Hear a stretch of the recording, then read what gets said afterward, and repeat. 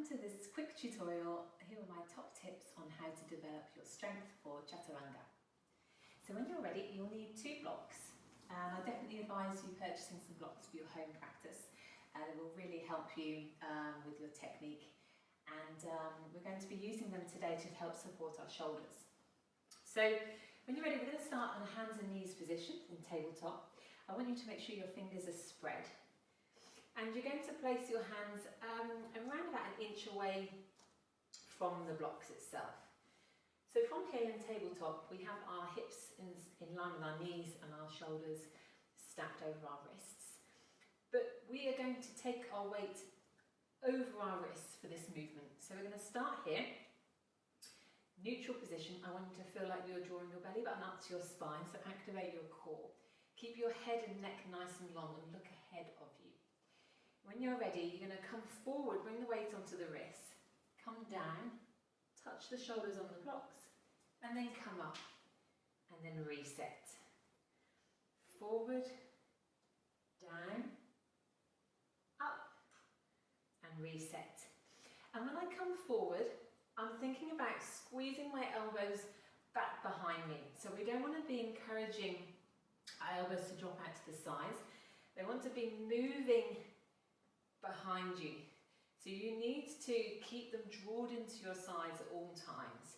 So you come forward, down, keep the neck nice and long, and back.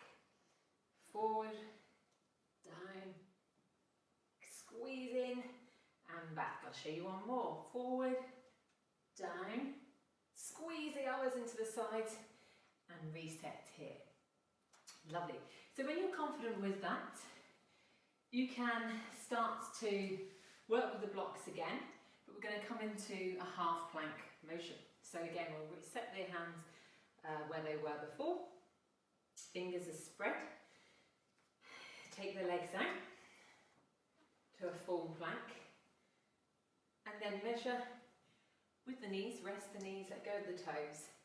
And we're going to do the same thing. So from here, we're going to come forward, down, up and back. Weight into the wrists, down, look ahead of you, up and back. Elbows tucked into the sides, squeeze, especially as you rise up, down, up and back. Good. And then when that becomes easy, you can now then work on your movement from your full plank, coming down through Chaturanga, and then coming through into up dog or your cobra. So from there, I will come from my plank. I will take my weight into my wrist slightly. Do you see how I've come onto my toes? So I've gone from a long position in my high plank, and then I come onto my toes, take the weight into the wrist, squeeze those elbows back, keep the head and neck looking ahead nice and long, come down halfway, turn the toes, and then we come into our up dog, or you can come into your cobra as an option. And then come through, back to down dog. Okay, so I'll show you that again. Float through to plank, come onto the toes, squeeze, inhale as you come back to up dog. Good. So hopefully some of those tips will help you just develop your Chaturanga.